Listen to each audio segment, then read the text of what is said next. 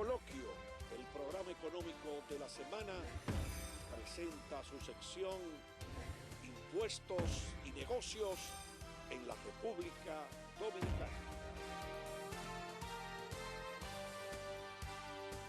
Bien, Esteban, vamos a darle los buenos días a don Pedro Matos. Saludos.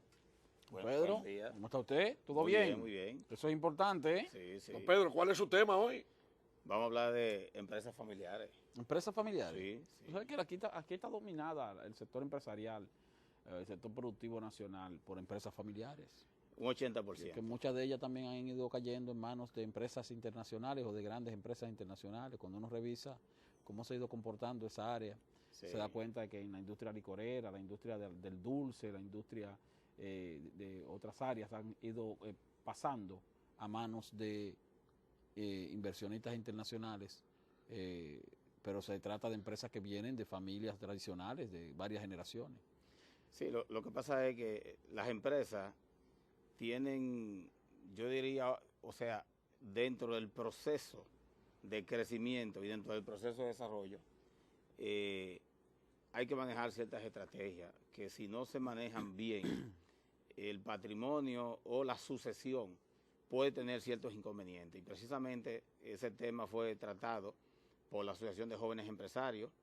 Ellos estuvieron ahí un consultor internacional llamado Ferran Fisas, que hizo algunas puntuaciones que yo creo que es importante. Puntualizaciones, perdón, que es importante compartir con los amigos televidentes.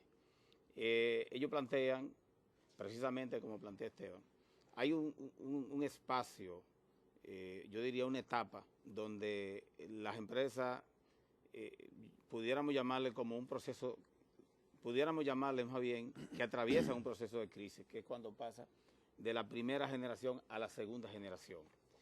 Ellos plantean que, y ahí tienen razón, que los avances tecnológicos y que los retos que imponen un mercado globalizado como este, pues ya una generación que ande por los 50 años o un poquito más de los 50 años, es posible que el aceleramiento productivo y de estrategia competitiva del mercado sea tan rápida que llegue el momento en que pase de una etapa a otra y ni siquiera se den cuenta. Desde ese punto de vista ellos plantean que es importante ir incluyendo dentro del gobierno corporativo los talentos jóvenes. Pero también plantean algo interesante. Ellos dicen que en esa primera generación y la segunda generación es importante que utilicen los consultores.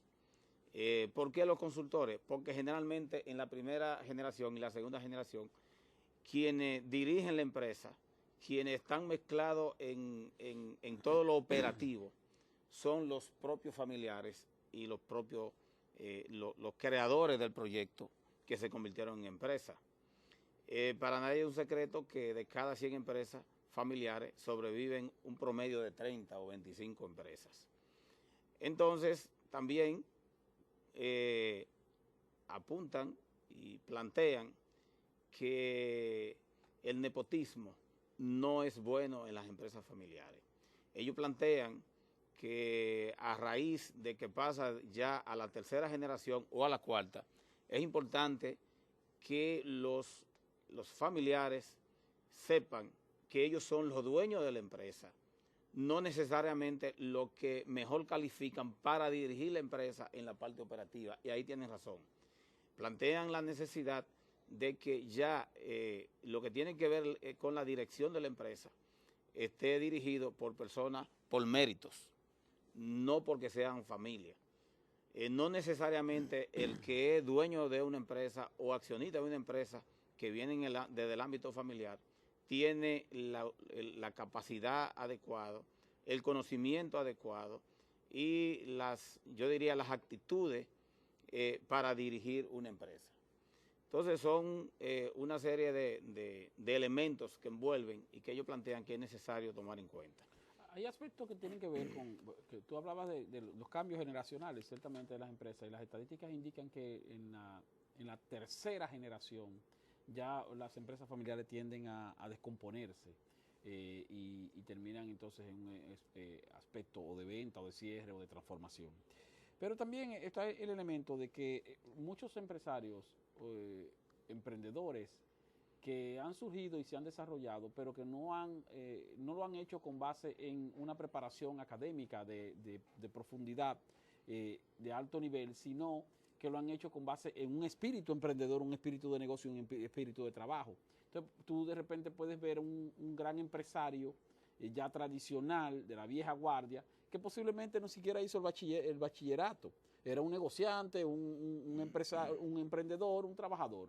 Entonces ya en la medida en que va creciendo la empresa y que va adquiriendo un tamaño grande, a veces muchos propietarios se pierden de vista el hecho de que ya son grandes, que ya no son pequeños. Entonces ya tu empresa no es pequeña, ya tu empresa no se puede manejar con una contabilidad manual. Pero ahí ya se complica la situación. Se complica la situación si tú no tomas las medidas de transformación a las que hace referencia Pedro, en el sentido de que óyeme, ya tú no puedes tener junto ahí un área de reclutamiento de personal con el área de contabilidad, sino que tú tienes que crear ya una dirección de gestión humana, tienes que crear una dirección de administrativa, tienes que crear una dirección financiera, porque ya tu empresa es grande, ya tú no eres pequeño, una unidad de auditoría. Entonces, ese tipo de transformaciones son las que pueden permitir que una empresa, independientemente de la forma en que surgió, pues con base en su tamaño se vaya adaptando a las transformaciones que exige la actualidad.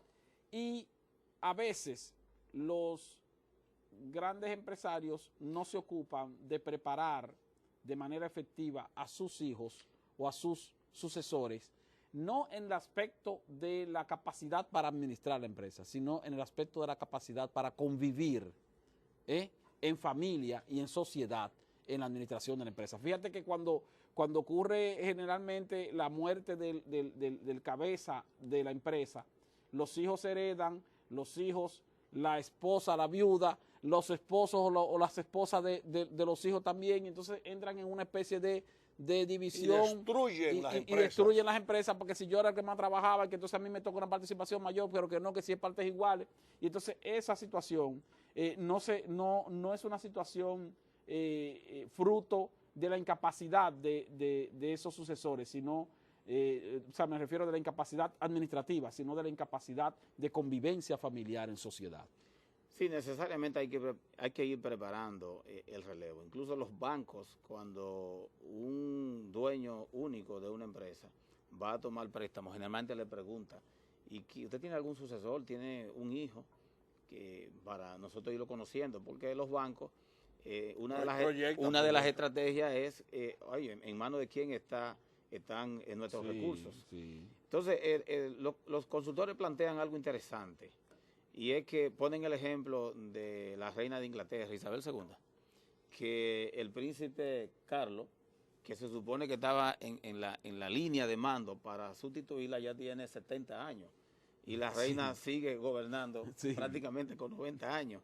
Entonces ahí ellos ponen el ejemplo de que un dueño de una empresa con 90 años y un hijo de 60, o un dueño con 80 y un hijo de 60. Ya la segunda generación está vieja. Exactamente. Entonces ahí ellos plantean que debe irse mezclando poco a poco los talentos jóvenes, que ellos de alguna forma conectan con la nueva estrategia de mercado, con lo que es la tecnología y con lo que es el plástico y con lo que es la venta a través de la internet y de los medios electrónicos. Sí. Es decir, recuérdense, señores, que todo va caminando a que gran parte de la venta sean por medio electrónico. Las páginas, las compras vía internet. Entonces, todo esto tiene que ver con esa generación nueva, con esos jóvenes que prácticamente no conocen la caligrafía ni la ortografía escribiendo a mano. Ya estamos hablando de que esa letra bonita que nosotros nos encantaba ver cuando escribíamos, prácticamente no existe, porque son los jóvenes de 20 años y 18 son totalmente tecnológicos. Nosotros nos ha tocado la buena suerte de que somos combinados entre la tecnología y la parte escrita manualmente. Pedro, la Asociación de Industria de la Región Norte, que dirige Lina García en Santiago de los Caballeros, ha trabajado mucho el tema de las empresas familiares. Esa es de segunda generación. Y ese es de segunda generación. Sí. Y hasta el Banco Interamericano de Desarrollo se ha interesado en el tema en República Dominicana. Yo, que vivo investigando todos esos temas, yo quiero decir en menos de un minuto para que tú les recomiendes a los empresarios dominicanos y a sus hijos tus posiciones. Y también Esteban. A mí, por ejemplo, me llama mucho la atención lo negativo que es que un padre ejemplar, una madre ejemplar, impulsen una empresa y que incluso estando vivo el padre y la madre, 4, 5, 6 o lo que sean, tengan posiciones de mando en la compañía y sin morir el padre y sin morir la madre están compitiendo internamente en el poder y distorsionando las empresas. Ese es un elemento a tomar en cuenta, Pedro. Sí. El patrimonio de la empresa debe ser preservado. Claro. Necesariamente. Los consultores plantean que no es que los dueños originalmente van a desaparecer, sino que se entienda que ellos son los dueños y deben conservar el patrimonio. En su momento se irá transfiriendo las acciones de una generación a otra, lógicamente. Lo que sí se quiere dar a entender es que cuando hay una persona con capacidad suficiente para dirigir la empresa, no necesariamente tiene que ser uno de los dueños, pudiera ser una persona de confianza, con mérito suficiente, con la preparación suficiente, pero sí en la familia, como bien plantea Esteban, debe haber una cohesión y deben estar claros a que ese patrimonio, como aquí hay un ejemplo que se puede poner de ejemplo como empresa familiar, que ha subsistido a varias generaciones, o sea, se ha mantenido. Y una de las estrategias que ellos utilizan, que es la familia Vicini, una de las estrategias que ellos utilizan es que ellos no directamente administran a la empresa, sino ellos están claros que el patrimonio es familiar y lo que hacen ellos lo que hacen es la nueva filosofía. Entran en el gobierno corporativo. Gestionar activos. Gestionar activos. Entonces, ¿dónde es que se producen los problemas? Los problemas se producen exactamente como usted plantea, hermano Alex. Cuando ellos dentro de la empresa comienzan a disputarse ciertos niveles de poder y ciertos niveles o sea, quién es más poderoso y quién logra sacar más ventaja, que es lo negativo en este caso. De todo modo, yo creo que el comentario está hecho. Es importante que los amigos televidentes, sobre todo los que tienen empresas familiares, lo tomen en cuenta. Llega un momento en que la empresa exige tantas estrategias, tanta preparación, llega el momento en que la empresa necesita planes de desarrollo adecuados, acorde con lo que exige en ese momento el medio ambiente, el mercado, que es necesario contar con consultores especializados y es necesario contar incluso con profesionales que dirijan la empresa, aunque no sean familia. Esa es la exhortación. Y eso ocurre no solo con empresas grandes, también con empresas pequeñas, negocios medianos, empresas, porque como dijimos, la mayoría de empresas en la República Dominicana son empresas familiares. Exacto. Además, para terminar, debemos dejar de pensar en que las empresas son fuentes inagotables para tú gastar tanto dinero en cosas innecesarias, en gastos que terminan perjudicando a las empresas. Muchas gracias, don Pedro Matos. Gracias a ustedes en por este darme la día, oportunidad. Y en un momentito estará con nosotros César Heredia, el presidente de UNAZúcar. En un momentito. Coloquio, el programa económico de la semana.